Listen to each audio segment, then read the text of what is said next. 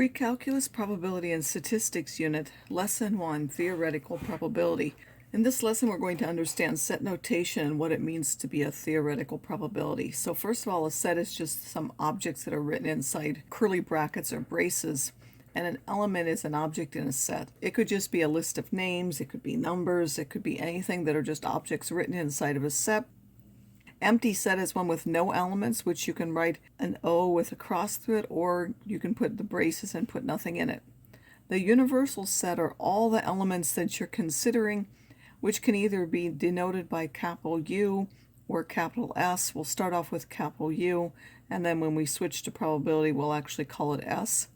And N of A is a notation that means the number of elements in the set A. So if we simply count how many elements in our set, that's N of A.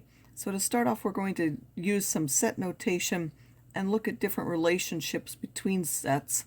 So it says use set notation to identify each set and find the number of elements. The universal set is all the natural numbers less than 15. So that means that U is the numbers from 1 to 14, the counting numbers, because those are the ones less than 15. And the number of U, there are 14 because there are 1, 2, 3, 4, all the way up until 14 different numbers. Set A is a set of natural numbers less than 15 that are more than 8. Well, out of these numbers, which ones are more than 8? They're from 9 through 14, and if you count them 1, 2, 3, 4, 5, 6, there are 6 of them, so N of A is 6. Set B is the set of odd natural numbers less than 15. Again, we're only talking about these numbers, so which ones are odd? They're 1, 3, 5, 7, 9, 11, and 13, which we put in set B. The number of those are 7 if you count them. Set C is the set of natural numbers less than 15 that are factors of 9. Well, the only factors of 9 in this list are 1, 3, and 9, and there are 3 of those. Now, there are relationships that exist between sets, and there are 3 main ones, but we'll list 4. A subset is one that's part of another set. So B is a subset of A if every element of B is also in set A, which is pictured in here. Everything in B is also in A. The intersection of sets A and B are the sets of elements that are in both A and in B, and we write this A upside down looking U, B, that's read as A and B. And in this picture here, the intersection is if I draw A and then I draw B, A intersect B, or A and B is the part that's in both of them, or where they cross. The union of sets A and B is the set of elements that are in at least one of A or B, meaning it's in A, or it's in B, or it's in both of them, which is the shaded region here. It's like putting A and B into one big set. You read this as A or B, or A union B. And then finally we have the complement of the set A. This is the set of elements in the universal set that are not in A. So if we take the universal set and we look at A complement is everything on the outside of A, and we write that as AC, the complement of A. So as an example, it says we have our example with universal set from 1 to 14, and we had our subsets A, B, and C. Draw a Venn diagram showing all the sets, and then find the other sets that they want from it. So A was all the numbers that were more than 8, so that's 9, 10, 11, 12, and 13, so it needs to have those numbers. B was all of the odd numbers, so we want all of the odd numbers in B. Well, which ones were in A and B? We want to put those in the middle section, so the ones that were in A and B are 9, 11, and 13, so they go in that middle section. These are in A, but they're not in B, and then 1, 3, 5, and 7 are in B, but they're not in A. C is part of B. It's 1, 3, and 9. And then outside of A and B are all the ones that aren't in either one of them, and those happen to be 2, 4, 6, and 8, because they're not in any of these other 3 sets.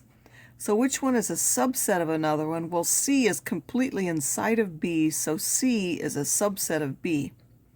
What is A intersect B? Again, in order to draw the Venn diagram, we had to put the ones here that are in both of them. That's what the intersection is. That's A and B, 9, 11, and 13. A or B, again, is the ones that are inside both A and B if we put them in one big set, which are 1, 3, 5, 7, 9, 10, 11, 12, 13, and 14.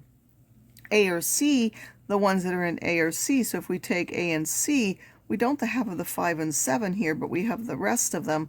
So we take everything in A and add everything extra that's in C. What's in A and C, out of the ones in C, the only one that's also in A is 9. B and C, again, B and C is just the set C itself since it's inside of there, and B or C is just the set B, because if I put them both together, I don't add anything extra from C, I get just B. The complement of A, again, here is A, so the complement is everything on the outside of that. Well, 1, 3, 5, and 7 are on the outside of A, and 2, 4, 6, and 8 are on the outside of A. B complement, again, the ones that are outside of here, well, B was all the odd numbers, so the complement must be all of the even numbers for B. Now, a probability experiment is any activity that involves chance with various outcomes. A trial is when we repeat that experiment, and an outcome is a possible result of that experiment. An event is a set of possible outcomes that we could get. So it could be more than one of those possible outcomes in this event, such as this. This was the event of getting a number more than 8. This would be the event of getting an odd number. So it has more than one possible outcome in it. The sample set S are the set of possible outcomes, or the universal set for the experiment. Now, probability is a number between 0 and 1 that measures how likely an event is to occur. It can be written as a fraction, a decimal, or a percent, where all of those are common. Typically, if it's an easy fraction, you write it as a fraction, and otherwise you switch to either decimal or percent. If it's something that can't happen, it's impossible, so it has a probability of 0. If we look at the different days that we have at the school, and I ask you, well, let's say, what's the probability that you find 1,000 desks in my room? I don't think any way we could stack the desk we could get 1,000 in my room, so I'm assuming that's impossible. If an event must happen or it's sure, then it has a probability of 1. If I'm only looking at the girls in the school and I pick a girl from a classroom, what's the probability that she's wearing hijab? Then that's certain. The closer a probability is to 1, the more likely the event is to happen, and the closer a probability is to 0, the less likely the event is to happen. A probability of 1/2 means the event is equally likely to happen or not to happen. So if I had 4 boys and 4 girls in a classroom, and I pick one, what's the probability of getting a boy? Well, that would be 1/2, and then the probability of not getting a boy would also be 1/2. So it's equally likely to have or not to have. Now, the probability of the universal set for any event A, well, its complement makes up the rest of them, so their two probabilities have to add up to give you 1, and we can use that. If I know A, the probability of A, I can find the probability of A complement by taking 1 minus that, or the opposite. When all the outcomes in the sample space are equally likely, and we simply think of all the possibilities, the theoretical probability is found by taking the number of outcomes in A and dividing by the total number of outcomes in the sample space.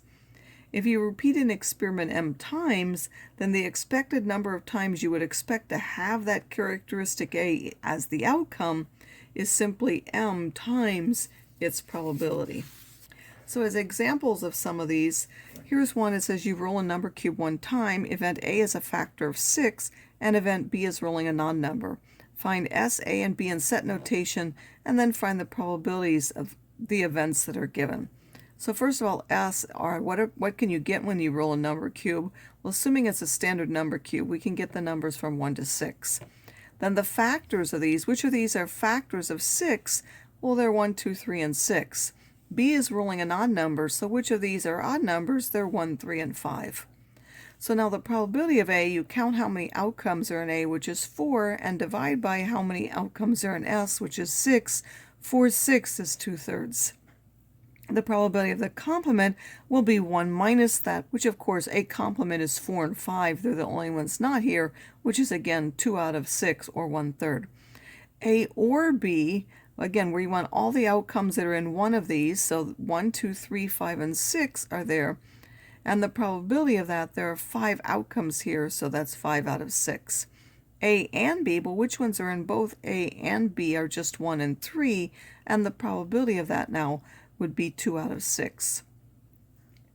So often we're just given the numbers in different events instead of the actual outcomes, so we don't have the different outcomes. We simply know how many of them there are. Then we have to simply find and add or subtract the numbers. So it says a jar has 40 yellow, 30 blue, and 30 green marbles. If we randomly pick one, find the probabilities. Well, the probability of getting a yellow is simply 40 out of 100, or 0.4. Yellow or blue, well, it has to be one of these, and it can't be both. So there are 70 of those, or 70 out of 100.7.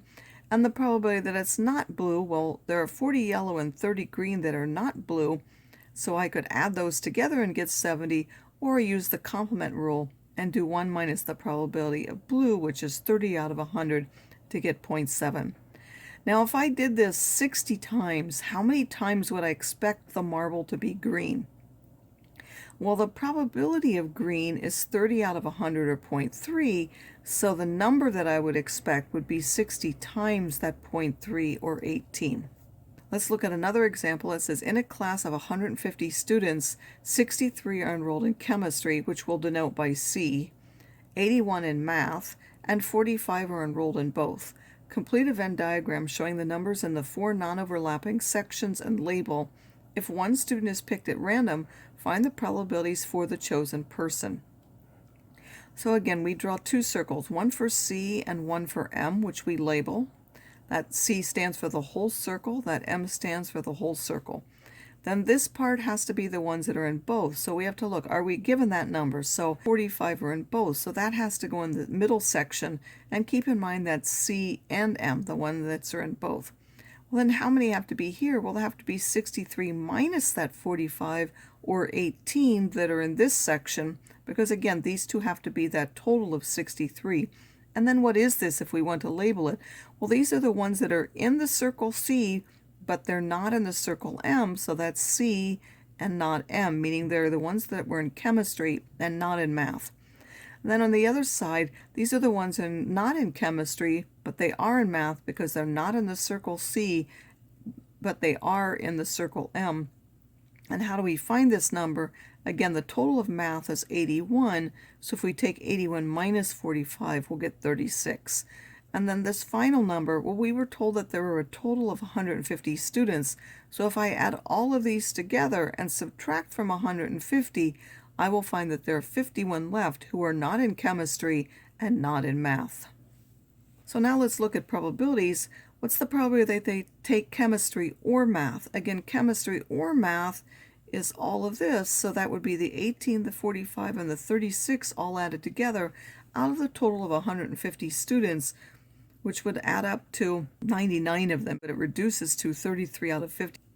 What's the probability of not taking math? Again, you have to realize not taking math means M complement.